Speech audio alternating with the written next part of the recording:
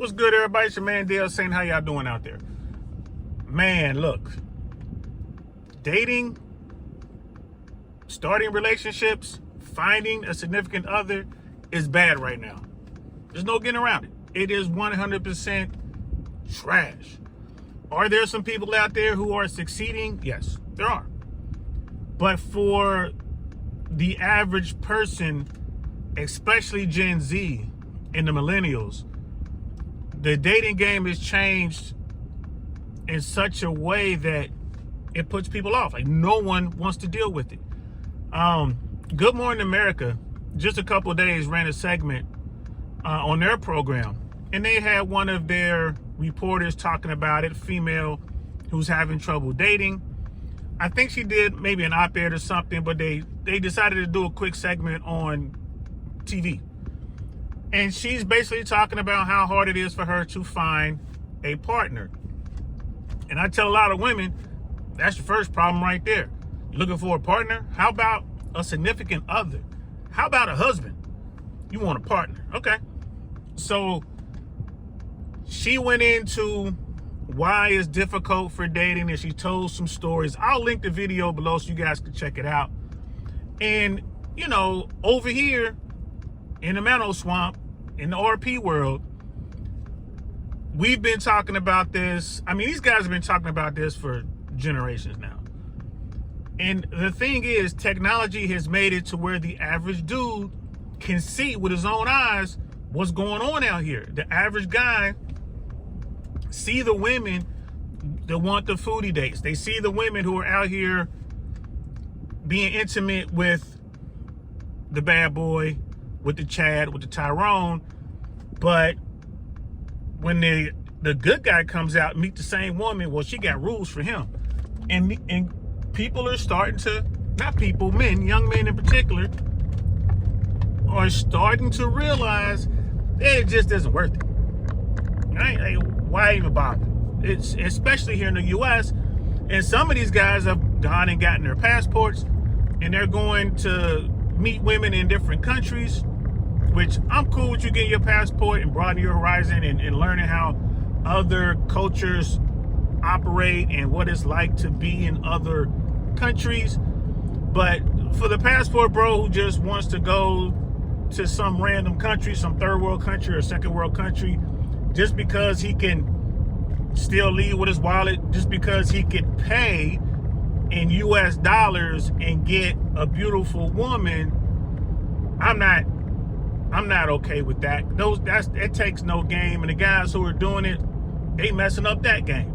All they're doing is pegging that industry, you know, the pay for play industry, to the US dollar all over the world.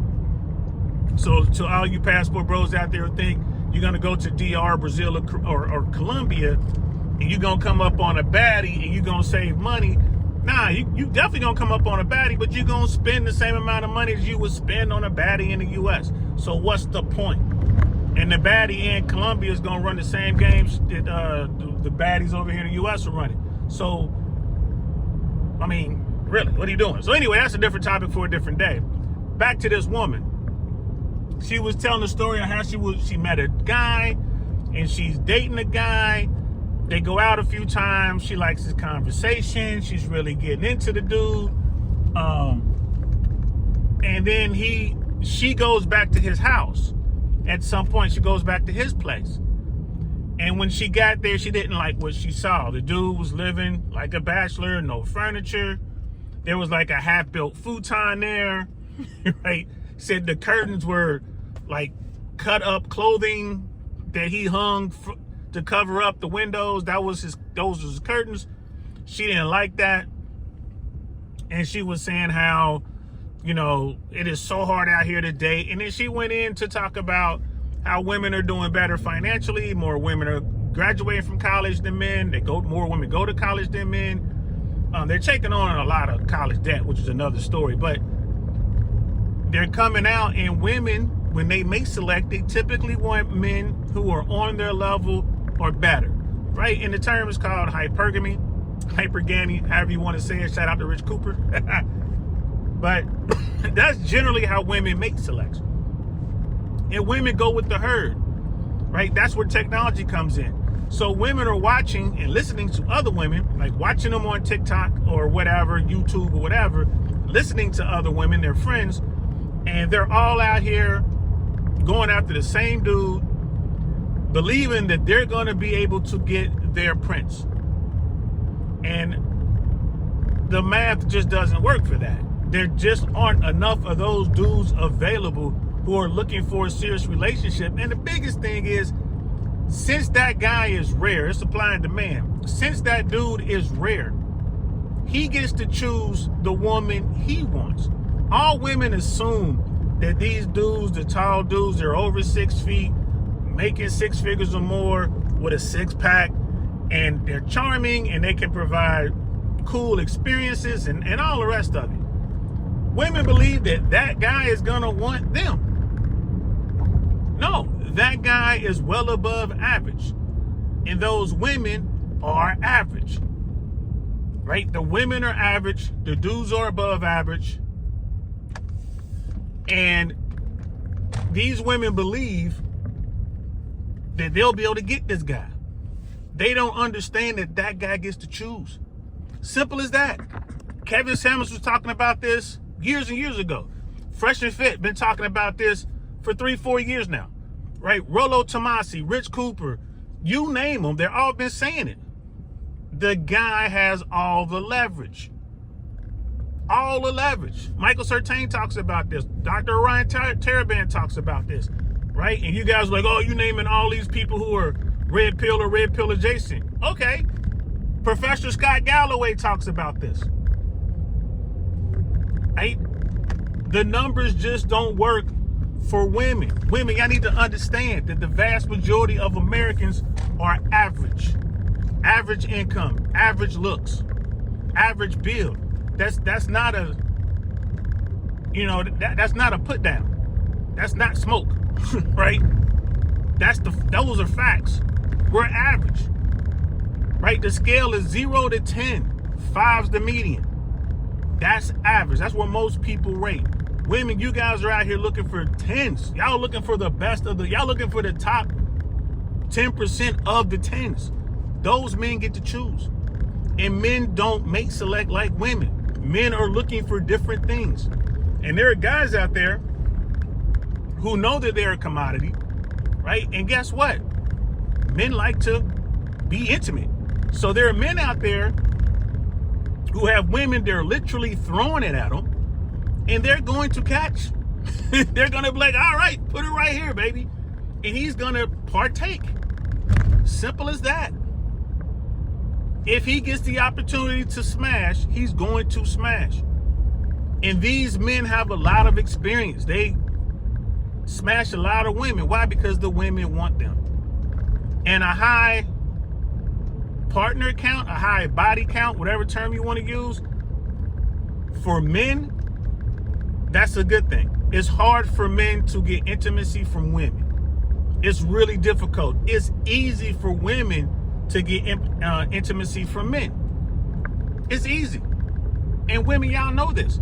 So women, yeah, I know it's a double standard, but it's a double standard that benefits the guy. If a guy goes out and he can be with 300 women and he can prove it, that guy's a stud. He's the man. People look at him, even other women. In public, they'll be like, oh, that's disgusting. But in real life, like, oh, it must be something about this dude. I want to meet this dude, right? Dan Bilzerian. And, people like that. You look at the celebrities. Look at the athletes. Hugh Hefner, the original Playboy. Look at him. Women that say, oh, you're disgusting, you're this, you're that. But the first chance they get to be with that dude, they'll be with that dude. So ladies, the problem here is you have to accept the math.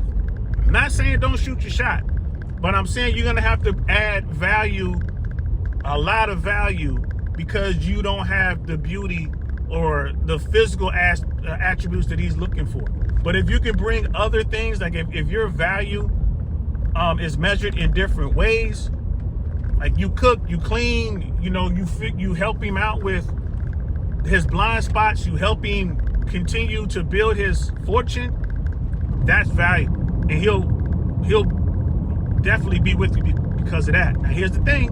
He may not be faithful to you. He may not be monogamous. If you're lucky, he'll tell you up front, this is how it's gonna work. And that's what I tell the dudes, like, man, don't lie to these women. Let them know. You running a rotation, don't lie to them. But I said all this to say that this topic is mainstream. You're going to continue to hear about this topic. They talk about it on The View. They've talked about it on Good Morning America. They talk about it on your local affiliates, whatever news program you look at. It's all over YouTube. It's all over TikTok. This is what Americans are talking about. This is what the red pill guys have been talking about for decades, going all the way back to the MRA guys, the men's rights activist dudes. This is what's going on, right? To the point where the president of the United States is telling people to have more babies, and the government is trying to come up with incentives for people to have more babies. And we'll talk about that one at a later date. But, ladies, the guy that you want is extremely rare. You need to understand that, and understand that that guy has no problem whatsoever sleeping with you and moving on. He will smash and pass you on to the next one. Y'all need to understand that being more sexual is not going to help you get the guy that you want. It's not. Being the dirty girl, being the bad girl, being the 304 is not going to help you get the guy that you want. You need to be more conservative. You need to come off as if you're a pure good girl, right? That's how you need to come off. So just a little advice from an old man. I'm in my 50s, my mid 50s. Just here to let y'all know, if y'all trying to bag a top tier man, you're going to have to stop being, let's say loose and play the role of a good girl. Whether you're the good girl or not, you're going to have to play that role and figure out a way to add value, and accept the fact that you're probably average, which is not a bad thing, right? It's not a bad thing. You're probably somewhere between 4 and 6 on the scale of 0 to 10. It's a good place to be. But understand, you're not a 9 or a 10. You're not an 8, 9, or a 10. You're not up there with those women. You can't compete with those women. All right? But we're going to keep seeing this in the mainstream media. So we're going to keep talking about it. Let me know what y'all think in the comments below. Do I think that there's hope for dating in America? The answer is yes. I do believe that this is a phase. I do believe that women will wise up and they will begin to accept the math and change their ways. They're going to stop being so loose with it, thinking it's cool. They're going to realize that a high body count for a woman, when it comes to high value men, top tier men, that ain't the way to go. And they're going to switch it up. They're going to stop posting this stuff on YouTube. They're going to stop thirst trapping on TikTok and Instagram. They're going to cut all that out. And they're going to make themselves more valuable in the sexual marketplace. And they're going to quit waiting so long. That's another thing too, ladies. Don't wait too long. Time is not on your side. Time is on his side, but time is not on your side. You women, you normally peak out early in life. So before you hit 30 is really when you peak. After 30 is going to be a struggle. Don't take my word for it. Go listen to the women who are in their 30s and 40s talking about this very thing on Instagram, on TikTok. And guess what? Mainstream media is talking about that too. So that's it. Let me know what y'all think. I'm out here just running around doing my thing on a cloudy day here in Central Florida. I will be doing lives soon, guys. Just hang in there. We're almost there. I almost got my schedule set. The school year is over for my daughter, which means she spends more time with her mom during the summer. So that gives me a little more time to get out here and